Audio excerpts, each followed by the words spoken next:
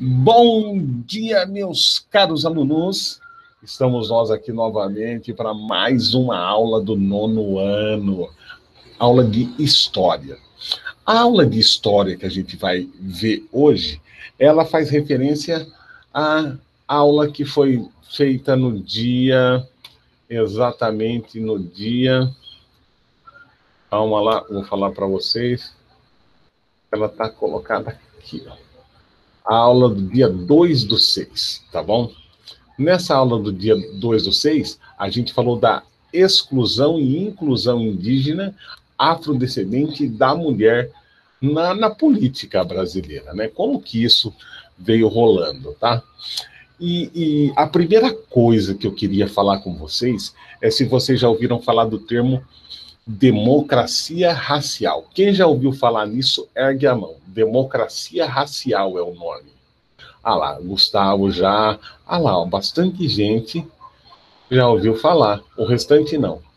Porque é o seguinte, tem um antropólogo, sociólogo, ele chama Gilberto Freire, ele fez a seguinte teoria, que o Brasil, ele é fruto de uma miscigenação, de uma democracia racial que foi construída, e a nossa é uma mistura de raça. E muitas vezes essa mistura de raça, ela é colocada assim como se fosse uma coisa que aconteceu naturalmente, sem conflito, e na verdade não, gente. Na verdade, essa mistura racial, ela começou com o estupro das mulheres indígenas, começou com o estupro da mulher negra que foi escravizada, né? Existiu no Brasil uma política de branqueamento da raça, né? Da nossa espécie, da nossa etnia, porque, segundo a teoria, quanto mais branco você fosse, mais capacidade o país teria de se desenvolver. Olha só a mentalidade desses caras. E daí, então, formou-se um mito da chamada democracia racial. Para vocês entenderem legal o que quer dizer isso, é que passaram para a gente essa tal dessa democracia racial como se fosse uma coisa natural, né? Como se não existisse conflitos, e na verdade não é bem assim. Eu separei um desenho muito bom para vocês darem uma olhada, para eu contextualizar o que vem a ser esse pensamento de democracia racial, tá bom? Prestem atenção. É um videozinho bem curtinho e é da Turma da Mônica, né? Eu fiz um trabalho legal para vocês não terem dúvida do que eu estou falando, tá vendo? Deixa eu ver aqui, ó. Cadê? Aqui, ó. Todo mundo está vendo essa página aí, gente? Aí, legal. Então, essa página aqui, ó, eu peguei... legal, Samuel. Eu selecionei esse vídeo justamente para a gente poder contextualizar melhor o que vem a ser essa tal dessa democracia racial. Ó, vou aumentar aqui, tá bom? E vamos ouvir o que vai falar. Enquanto estiver rolando o vídeo, eu vou mutar o meu microfone aqui, tá? Para poder, digamos assim, o som sair melhor para vocês, tá? Não ter problema com o som, tá bom? Então, vou mutar.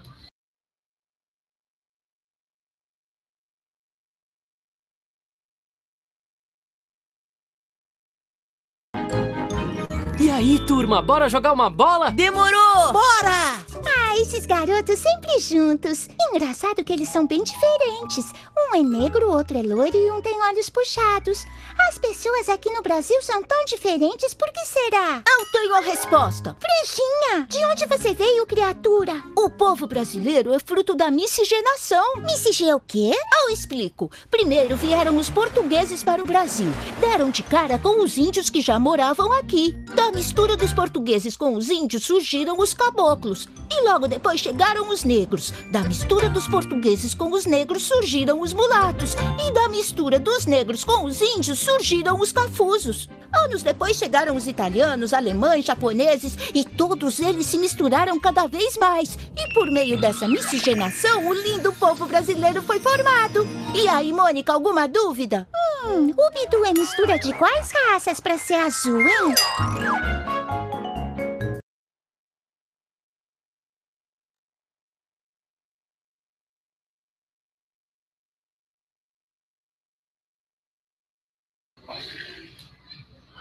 Legal, legal.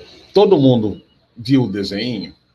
Vocês viram que no desenho é colocado assim como uma coisa natural, legal, onde existe harmonia, todo mundo se dá bem, todo mundo entende essa mistura de raça como uma coisa assim que foi, sabe, o negro quis se misturar com o português, que se misturar com o indígena, ele quis, né? Como se fosse uma coisa assim, já, que belo, que harmônico, que coisa linda. Gente, não aconteceu nada disso, nada disso. Essa mistura, muitas vezes, ela foi forçada, né? Dizem assim que as mulheres indígenas eram estupradas, as negras indígenas eram estupradas, os negros escravos muitas vezes era forçado a fazer sexo, né, com a senhora, né? Era usado como objeto sexual. A verdade é bem essa, tá? E nesse sentido começa então a nossa história da participação, né, dessas etnias, seja ela indígena, seja ela algum migrante que veio para cá, minoria, como alguém que não era cristão, né, que veio fugido da Europa por ser, sei lá, protestante e veio para o Brasil. E aqui acabou formando família e acabou misturando as culturas, e a gente pode falar que no Brasil existe sim uma mistura cultural. Agora, uma mistura de raça aí já é querer demais, né? Só de falar de raça já está errado, né? O que o nome correto é etnia. Etnia tem a ver com a cor da pele, mas também tem a ver com a cultura, né? A cultura africana é diferente da cultura americana, que é diferente da cultura europeia, tá? Então, por isso ganhou-se o nome etnia, até porque já se definiu desde o pós-guerra, pós-segunda guerra, de que não existe raças. O que existe são etnias diferentes, né? O que define a sua raça não é a cor da sua pele, né? Biologicamente, nós somos idênticos, tá? Bom, nesse sentido, foi proposto nessa aula, né, todo um estudo, nessa aula do CMSP que eu falei para vocês, né? Foi proposto um estudo, né, e foi mostrado alguns comentários, né? Tem um antropólogo negro que falou também, que está no exercício também, que vai ser proposto, falou da participação indígena dos índios, né, no Congresso Nacional, falou lá de um deputado que chama Mário Juruna, falou também da participação negra, que é ínfima,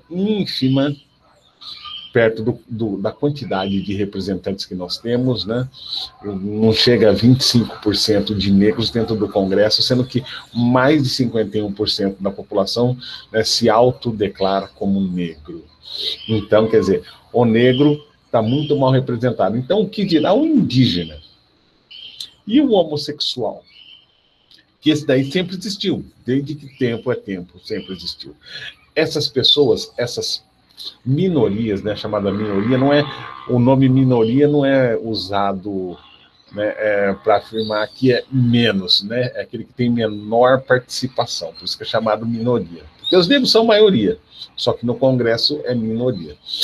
E daí, então, a intenção é começar a entender como que tem acontecido essas participações dentro da construção disso que a gente chama de Brasil, tá? Eu queria mostrar para vocês um vídeo, sabe, que ele é muito bom, e ele coloca, assim, como que tem sido realmente essa participação na política nacional dos negros, dos afrodescendentes, né, desse povo indígena. Mulheres, gente, mulheres. A participação das mulheres no Congresso Nacional é ínfima. Só para você ter uma noção, as mulheres são a maioria dentro do Brasil. Tem mais mulher do que homem. E você vai no Congresso Nacional, a participação das mulheres é menor ainda do que a dos negros, né? Então, quer dizer, como que está essa nossa participação, né, do povo brasileiro? Você vai no Congresso, só tem branco. Então, eu não me sinto representado nesse sentido. E eu acho que a grande maioria também não. Nesse sentido, eu queria falar com vocês para combater aquela ideia de democracia racial, né? Olha só, democracia racial. Eu queria que vocês conhecessem um personagem, tá? O nome dele é Kabengele Munanga. Ó, Kabengele Munanga, né? E esse Kabengele Munanga, ele é um estudioso, é um antropólogo, né? Um sociólogo, antropólogo, cientista político, né, formado em ciências sociais, e ele veio para o Brasil. E ele se viu espantado com aquela chamada democracia racial que a gente acabou de ver nesse videozinho da Turma da Mônica, né? Ele falou, poxa, não parece que é bem assim, não, né? Tem alguma coisa aí que não está batendo. Então, sempre que a gente vai falar de miscigenação no Brasil, vai falar de raça, vai falar de etnia no Brasil, a gente tem que, sim, sempre lembrar do Kabengele, tá bom? Então, eu vou passar um videozinho rápido. Esse rapaz, ele já esteve até no CMSP, e eu convidei ele aqui para a nossa aula também, tá bom? Então, eu quero que vocês conheçam o Kabengele, tá bom? Coisa rapidinha, porque a gente vai falar dele também. Tem um exercício que está proposto e tem a ver com ele, tá bom? Então, por isso eu quero apresentá-lo para vocês saberem quem que é, tá? Deixa eu partilhar aqui, ó, com vocês. E eu quero saber de vocês se vocês conseguem visualizar já essa outra tela que eu estou apresentando para vocês. Conseguiram visualizar? Aí, rapaziada, todo mundo atento. Ó, veja só, quem que é esse Kabengele? Vamos lá. Aqui. Todo mundo prestando atenção nisso aqui, eu vou ter que mutar de novo o meu microfone aqui, tá bom? Para vocês conseguirem visualizar e ouvir melhor também, tá bom? Então, vou mutar aqui e vou soltar o vídeo, tá?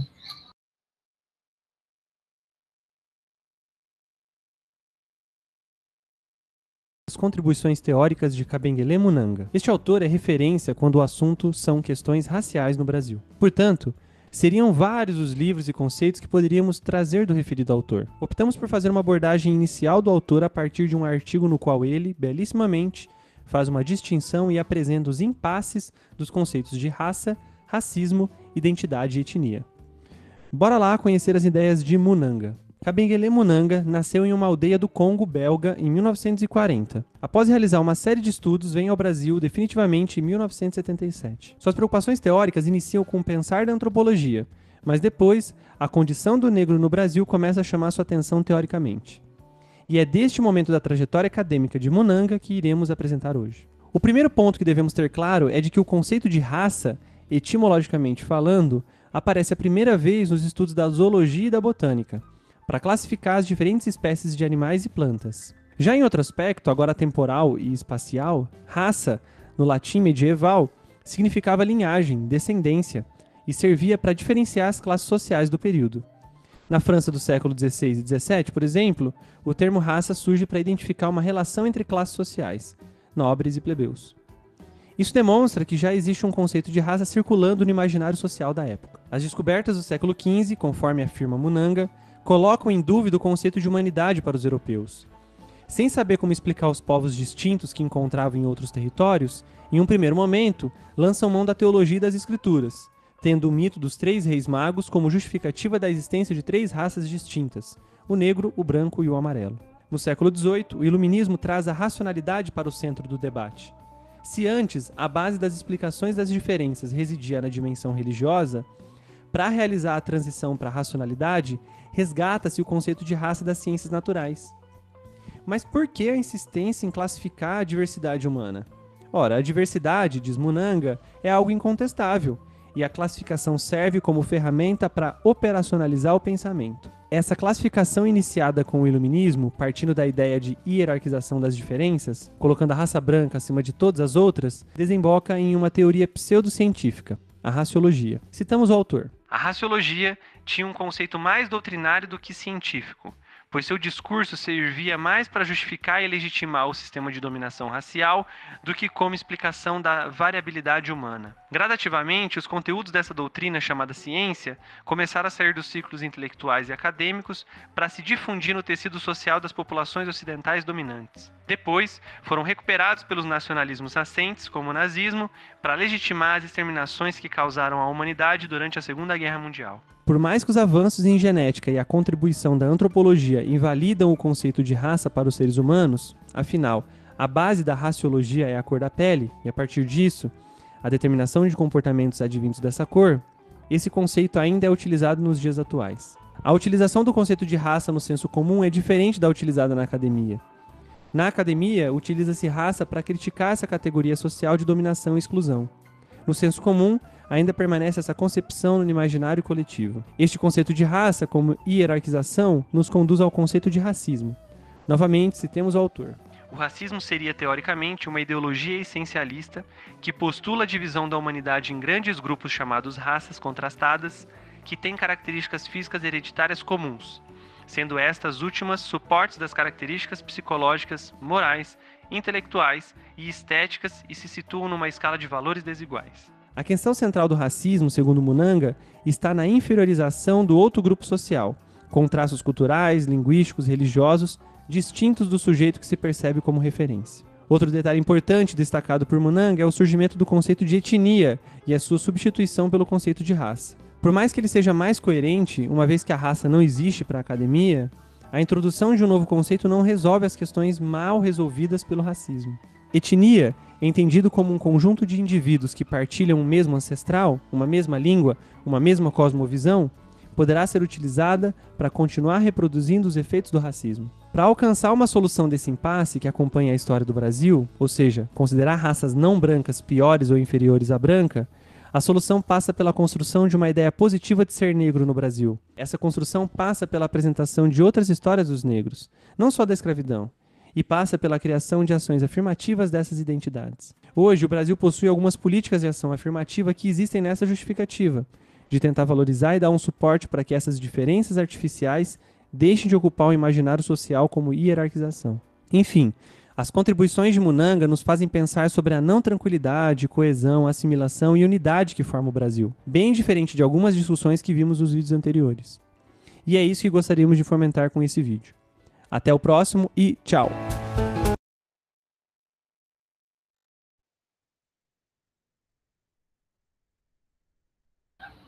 Bom, legal. Todo mundo entendeu, então, que o Munanga, esse antropólogo, ele veio para o Brasil e fez um estudo a respeito dessa chamada democracia racial, tá bom? E a gente é perceptível que isso não acontece no Brasil, tá bom? Então, o que eu estou colocando em discussão é essa participação dos negros, afrodescendentes e indígenas dentro da nossa representatividade, tá? De que forma que ela aconteceu? Os negros foram perseguidos, foram escravizados, os indígenas foram escravizados. Aquele que não abriu mão da sua cultura, se cristianizando, muito provavelmente foi morto, né? Ou então foi escravizado. A nossa história, ela nem sempre foi contada da maneira que ela deveria ser contada. Então, hoje em dia, como o próprio Munanga coloca, uma forma de se corrigir isso é justamente com ações afirmativas, né? Contrária do que se coloca hoje em dia, né? Quando a situação está ruim, a situação está preta, né? Ó, essa conotação, ela tem a conotação de dizer que é ruim. Lembra daquela hierarquização, né?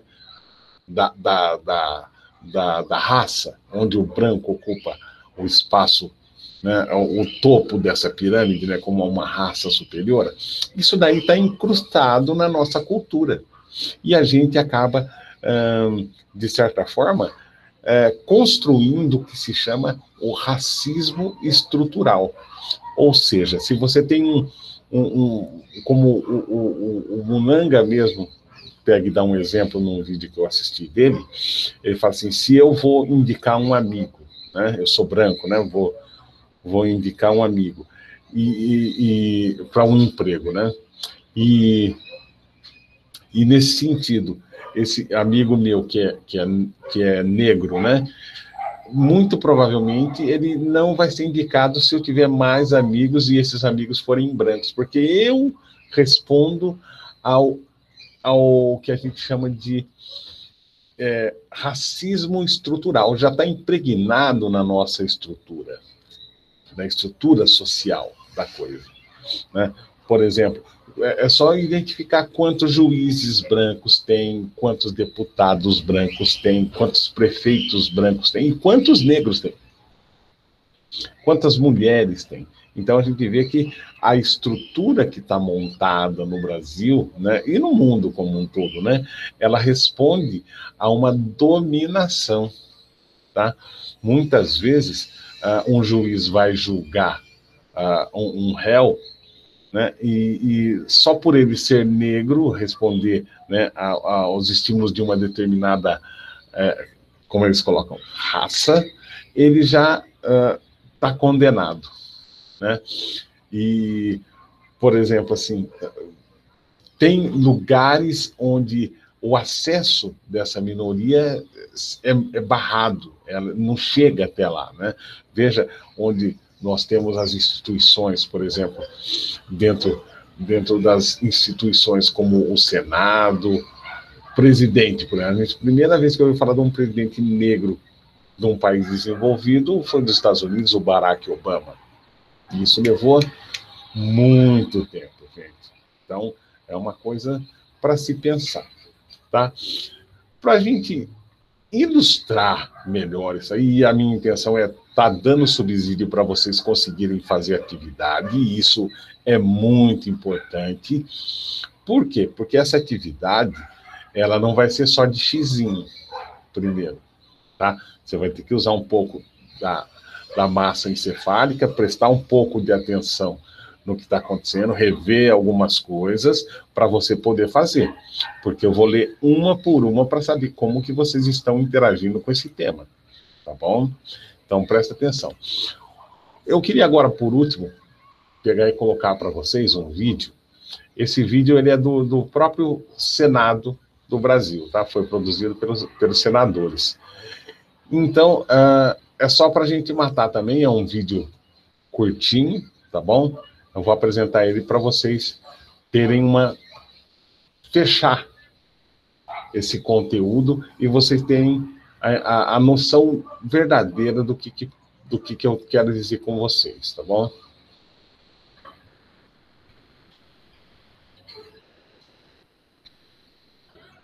Vocês estão conseguindo visualizar essa tela? Legal, legal. Então, agora, ó, veja só. Vou passar esse videozinho para vocês, ó. Olha lá. É do Senado Federal isso aqui. Vamos lá. Todo mundo prestando atenção. Eu vou mutar e a hora que eu voltar, daí eu já vou apresentar a nossa atividade, tá bom? Porque daí é o que tem para hoje, tá bom?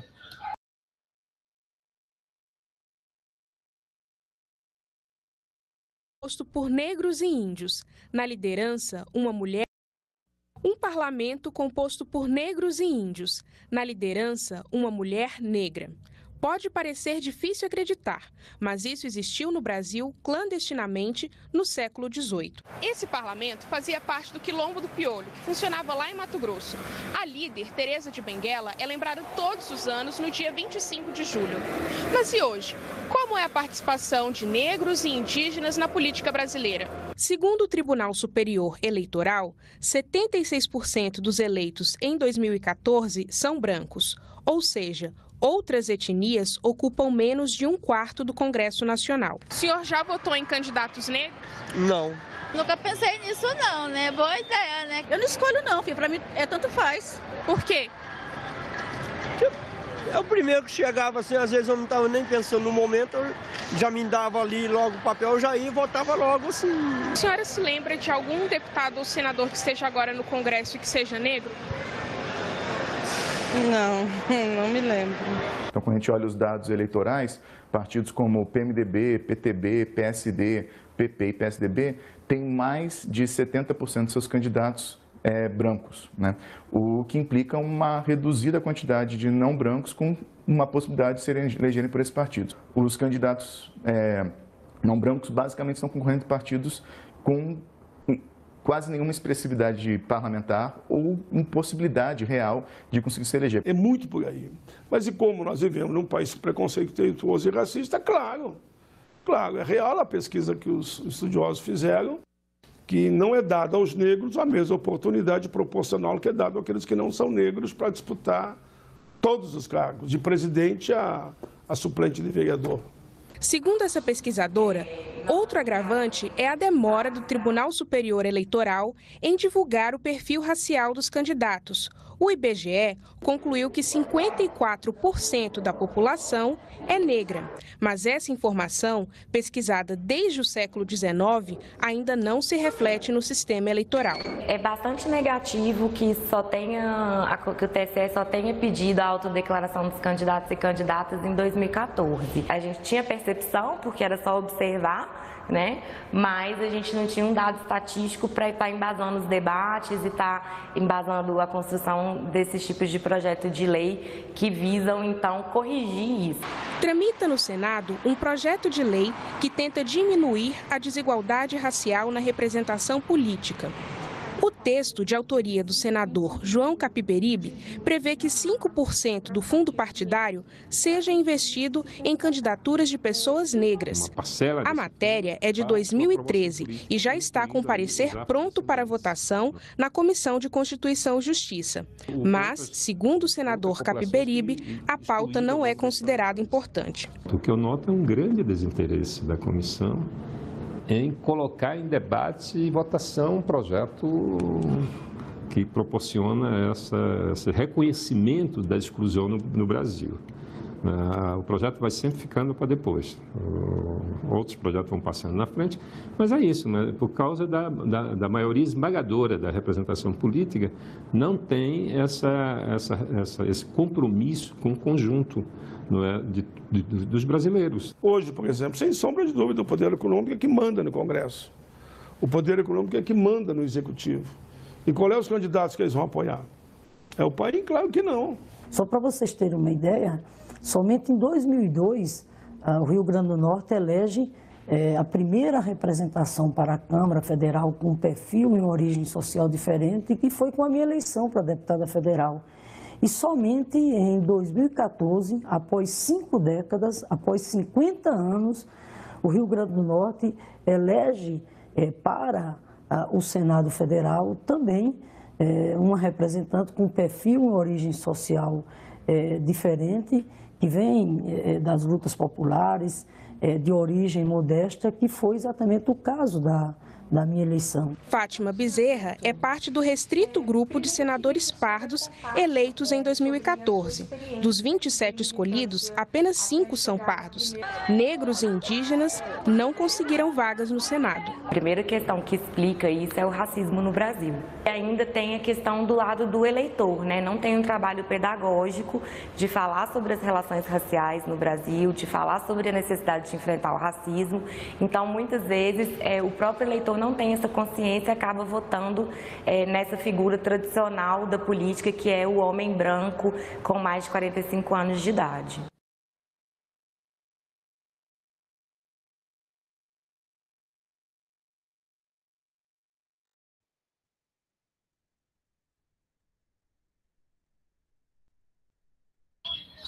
Voltando para cá, daí então, pessoal, agora todo mundo começou então a perceber que existe a necessidade da participação da população como um todo no ato de eleger, de indicar os seus reais representantes. Ou seja, o negro, a mulher, o homossexual, as minorias em geral no Brasil, eles são muito mal representados dentro da nossa estrutura política, né? E, por exemplo, no começo do vídeo é falado de uma mulher que liderou um quilombo no Mato Grosso, o nome dela era Tereza, e olha só que coisa interessante, né? Uma mulher no século XVIII, negra, considerada a rainha, né, do quilombo, né? Isso daí demonstra assim que a mulher, o negro, o indígena sempre teve dentro dessa disputa, dessa luta política. O fato é que nós somos desprezados da história do Brasil, né? Você não vê a história do negro sendo contado como protagonista dessa construção do Brasil. Então, existe aí uma dívida histórica da participação do negro e do indígena. E por ser um erro, né, nessa construção de quem que é o povo brasileiro, o negro ele tem sido apartado dessa construção de história. Então, hoje em dia, a gente tem as chamadas leis de compensação, né, por essa perda histórica, né? Seriam o quê? A participação, né, por forma de lei, de um determinado percentual de mulheres na hora da eleição, um percentual de negros, e agora é obrigatório o partido apresentar essa participação mínima desse povo que tem sido excluído, tá bom? A nossa atividade, agora vamos partir para a atividade.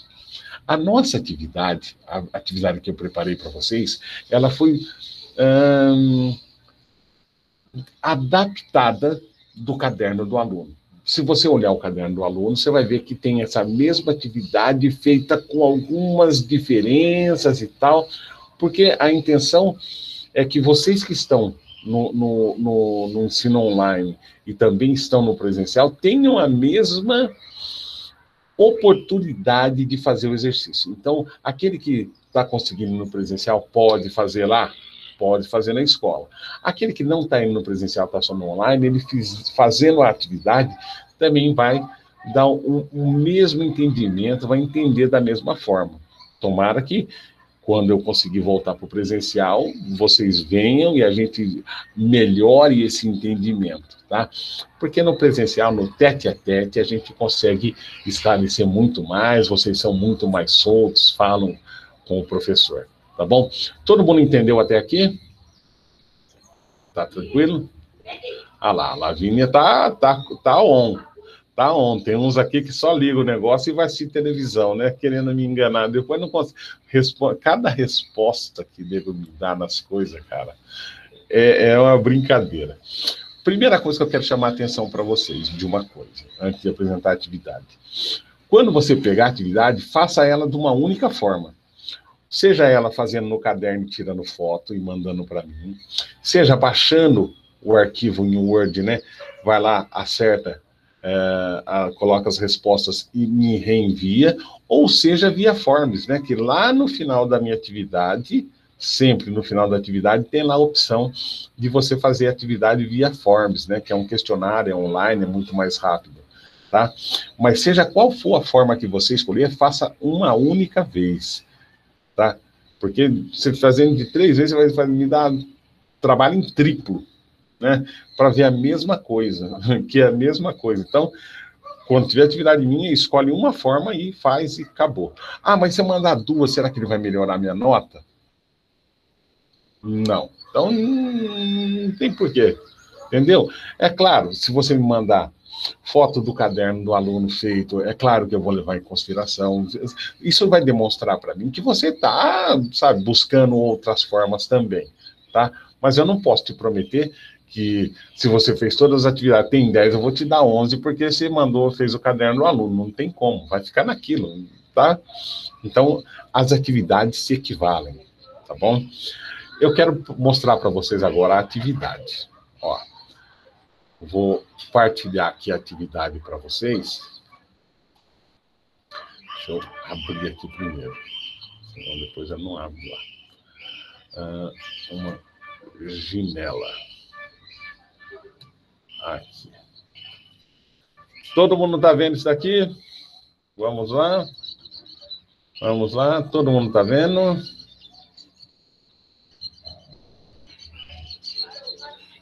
Sim, sim, sim. Legal, legal. Então, pessoal, vamos lá para essa atividade que agora eu quero falar com vocês. Ó. Essa atividade aqui, né, eu tentei aumentar ela ao máximo que deu, tá? Para que todo mundo consiga enxergar. Então, ó, de 14/6 a 25/6, sai só semana que vem, tá? Então, a gente vem aqui, ó.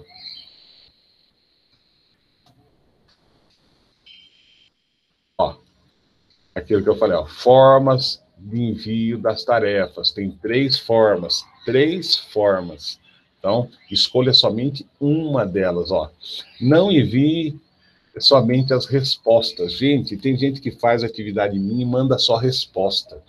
Às vezes não manda a data de que se refere, só tem a resposta. Como que eu vou saber de onde você colocou, de que questão que é aquela resposta?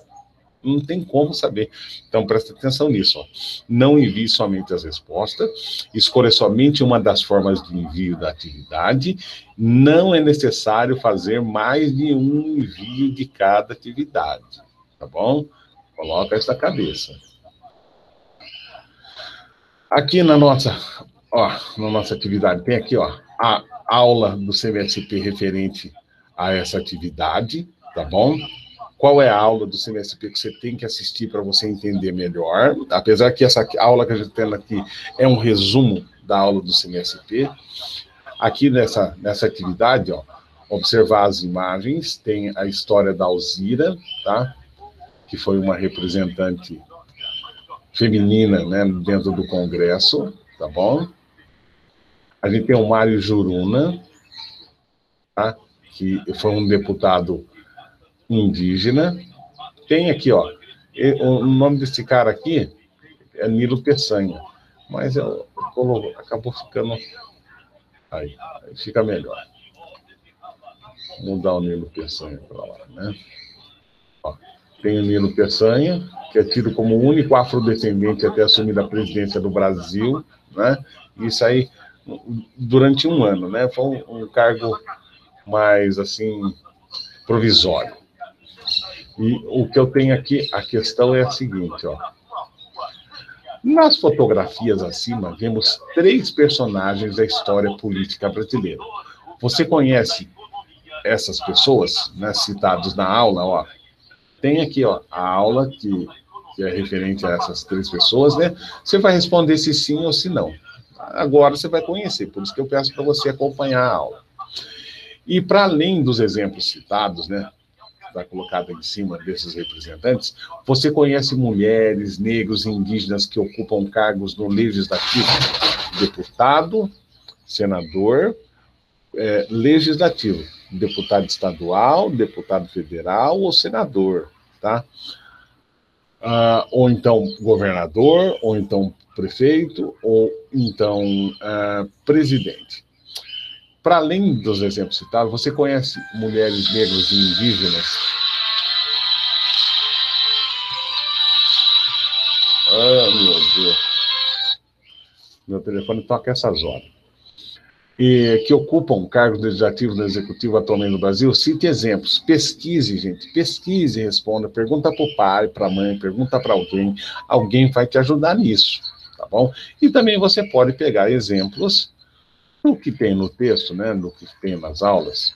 Segunda questão, elabore com as suas palavras, eu não quero que você vá em algum lugar, copie e cola aqui para mim. Quero que você fale com as suas palavras. Algumas hipóteses, né, da presença ou da ausência de representantes, né, de grupos acima citados da política, relacionando as questões históricas por você já estudadas. O que eu quero com isso? Quero que você elabore um pequeno texto dizendo como você percebe a presença desses representantes. Como que você vê? Tem representante ou não tem? Se tem, de que forma que você percebe? Você consegue ver eles em algum lugar? Né? E formule argumentos que ajudem a entender o porquê você percebe a presença deles da forma como foi indicada. Não percebo. Por que você não percebe? Não, sim, eu percebo. Quando que você percebe? Como que você percebe isso? Tá bom? Coisa tranquila. Sem estresse. Aqui, a gente tem o Kabengele Munanga, né, que é o professor, que é o citado que eu mostrei para vocês, tá? É professor brasileiro, né, congolês, é doutor em antropologia. De todos os africanos transportados para as Américas, ele vai falar desse contexto, da forma que eles foram trazidos e como que tem sido feito, né, tem sido sentido essa participação desses negros, né, aqui no Brasil, tá bom? Esse texto, eu não vou ler ele aqui, mas se você ler o texto, você vai entender o que eu quero dizer, porque eu te dei subsídios aqui para a gente entender o que fala. Aqui embaixo, não tem isso no caderno do aluno, mas eu achei melhor colocar para que não tenha dúvida disso daí. O que vem a ser esse tal do racismo estrutural. Racismo é racismo, professor, mas o que tem a ver racismo estrutural? É quando as instituições, elas por si só, já discriminam aquelas pessoas, né? Olha lá. É a formalização de um conjunto de práticas institucionais, ou seja, sempre é dessa forma. Tem um branco e um negro correndo no meio da rua à noite. Quem você acha que a polícia vai parar? O negro. Por quê? Porque já está na estrutura dela que o negro, ele é delinquente. Já faz parte da estrutura. Práticas históricas, culturais e interpessoais dentro de uma sociedade que frequentemente coloca um grupo social ou étnico em uma posição melhor para ter sucesso. E, ao mesmo tempo, prejudica outros grupos de modo consciente e consistente, né? E constante, causando disparidades que se desenvolvem entre os grupos ao longo de um período de tempo. Racismo social também é chamado de racismo estrutural, porque, segundo o Cal e James, né, a sociedade é estruturada de maneira a excluir um número substancial de minorias da participação em instituições sociais, ou seja, essa estrutura ela é montada para que parte desse povo não tenha acesso a essa representatividade. Por muito tempo imperceptível, essa forma de racismo tende a ser de tamanha dificuldade de percepção, tendo em vista um conjunto de práticas, hábitos, situações, falas enraizadas em nossa cultura. A situação tá preta, tá enraizada na nossa cultura, promovendo direta ou indiretamente a segregação e o preconceito racial. Tá ali, tirei essa definição da Wikipédia, pode ver lá que tá lá desse jeito. De acordo com o texto, ainda existem reflexos do período de escravidão atualmente? Sim ou não? Você acha que existe reflexo dessa escravização no Brasil? Você vai responder se sim ou se não. É possível verificar permanências em relação à situação do negro recém-liberto de 1888, lá quando ele foi liberto, teve a libertação dos escravos, né? Tem alguma coisa de lá, né? E na sociedade brasileira da atualidade, tem alguma coisa que permaneceu? Antigamente o negro era discriminado, e hoje ele é discriminado. Antigamente o negro ele era impedido de estudar, e hoje ele é impedido. Antigamente o negro ele era tido como uma raça inferior, uma raça de delinquente, e hoje é da mesma forma? Tem coisa que sobreviveu a isso aí? Cite exemplos do racismo estrutural em nossa sociedade, né?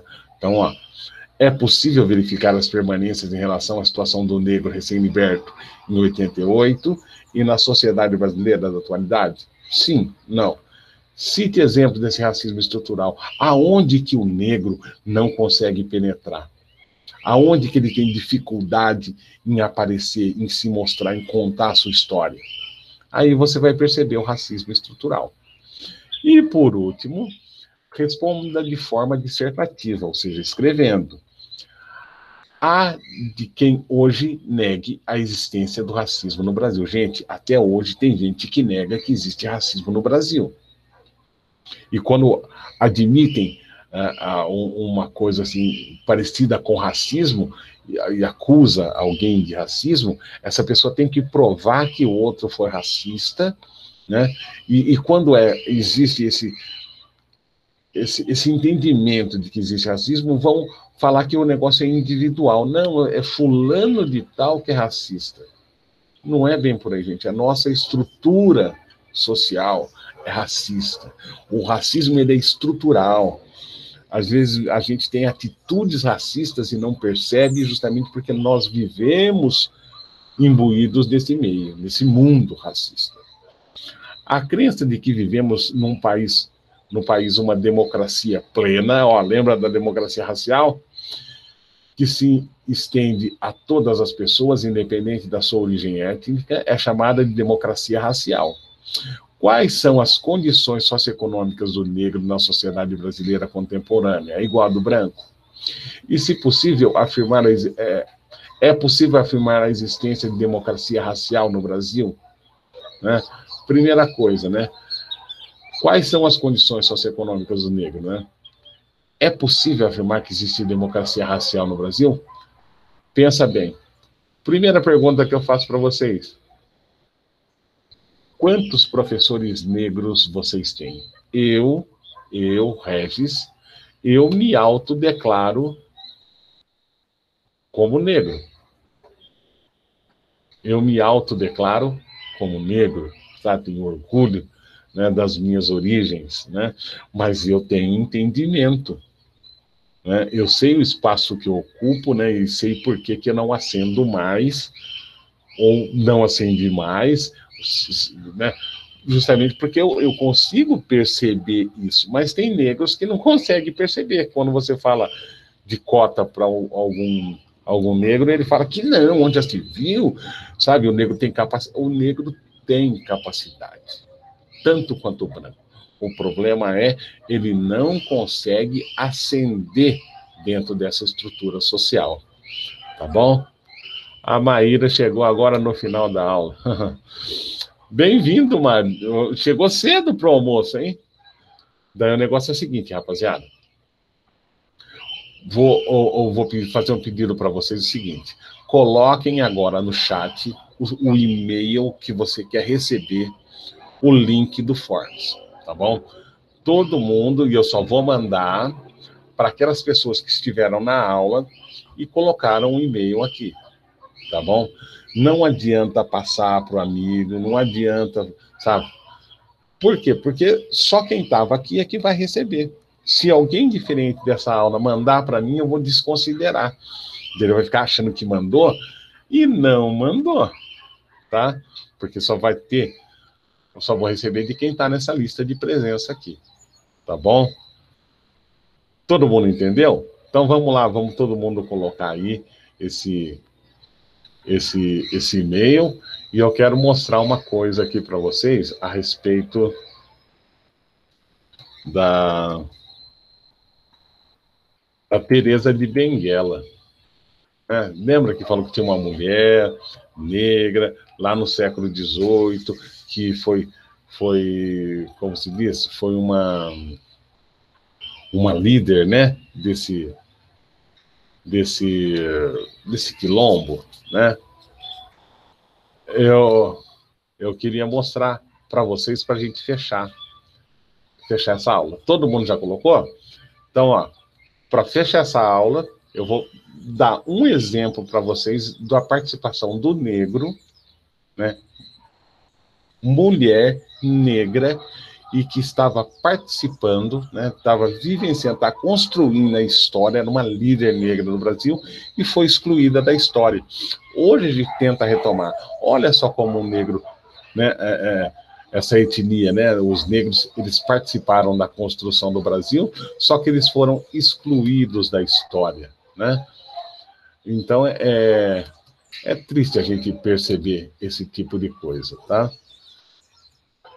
Eu vou colocar aqui para vocês darem uma olhada, tá? Eu só estou correndo aqui o comercial do vídeo, porque eu estou online também, tá?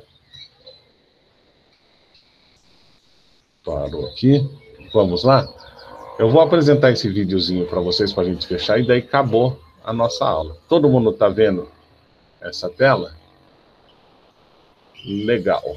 Então, eu vou participar dela. O vídeo é bem curtinho, acho que é de 2 minutos, ó. Coisinha rapidinha, só para a gente acabar, para não falar que eu não te apresentei um símbolo, né, da participação do negro, tá bom? Veja só. O dia 25 de junho é instituído pelo Brasil pela Lei 12.987 como Dia Nacional de Teresa de Benguela e da Mulher Negra. Teresa de Benguela nasceu no continente africano, no Brasil. Não se tem registro do local exato do seu nascimento. Teresa foi casada com José Piolho, que chefiava o Quilombo do Piolho, também conhecido como Quilombo do Quariterê, a atual fronteira entre Mato Grosso e Bolívia. O Quilombo foi o maior do Mato Grosso.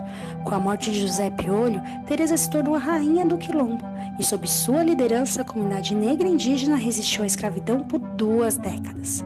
O Quilombo, território de difícil acesso, foi um ambiente perfeito para Teresa coordenar um forte aparato de defesa e articular um parlamento para decidir em grupo as ações da comunidade, que vivia do cultivo de algodão, milho, feijão, mandioca, banana e da venda dos excedentes produzidos. A rainha Teresa comandou a estrutura política, econômica e administrativa do Quilombo, mantendo um sistema de defesa com armas trocadas com os brancos ou roubadas das vilas próximas. Objetos de ferro utilizados contra a comunidade negra que lá se refugiava eram transformados em instrumentos de trabalho. O Quilombo do Quariterê abrigava mais de 100 pessoas, entre negros e indígenas. Teresa navegava com barcos imponentes pelos rios do Pantanal e todos a chamavam de rainha. Não se tem registro de como Teresa morreu. Uma versão é que ela se suicidou depois de ser capturada por bandeirantes a mando da capitania do Mato Grosso, por volta de 1770, e outra afirma que Teresa foi assassinada e teve sua cabeça exposta no centro do Quilombo. O Quilombo resistiu até 1770, quando foi destruído pelas forças de Luiz Pinto de Souza Coutinho, e sua população de 79 negros e 30 índios foi dizimada. Além do dia 25 de julho, sem sua homenagem, a Rainha Teresa foi eternizada nos versos da Escola de Samba Unidos do Viradouro, com o enredo da agremiação de 1994, cujo título é Teresa de Benguela, uma rainha negra no Pantanal.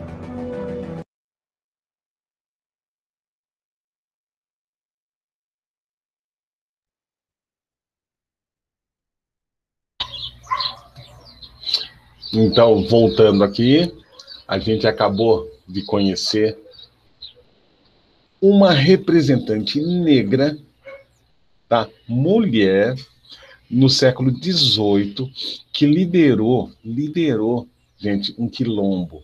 Isso, naquela época, equivaleria, sei lá, a uma, e totalmente contra tudo aquilo que se pregavam, né? A mulher é totalmente a parte da política. Agora, imagina ela sendo negra, né? E a gente é uma heroína da história brasileira, negra, que foi apartada da história. Essa história, gente, tem que fazer parte da nossa história. A gente tem história de heróis brancos, né? A gente tem agora que aprender também a história do povo brasileiro. Afinal de contas, somos 54% dessa população. Beleza? Gente, acabou a aula aqui. Aquele Wakanda Forever, tá bom? Podem ir embora. E tchau, tchau. Tá bom? Daqui uma meia hora, uma hora e pouco, eu tô mandando para vocês aí o link no e-mail que vocês deixaram, tá? Tchau, tchau e até a próxima, pessoal. Alguém vai falar tchau para mim? Ninguém vai falar um tchau? Tchau, professor! Tchau, professor. Valeu. Aí, menino! Professor, Wakanda Forever. Wakanda, você também, linda. Falou, rapaziada. Falou. Fala, Williams. Saiu cortado aqui. Tchau, professor. Tchau, tchau, menino.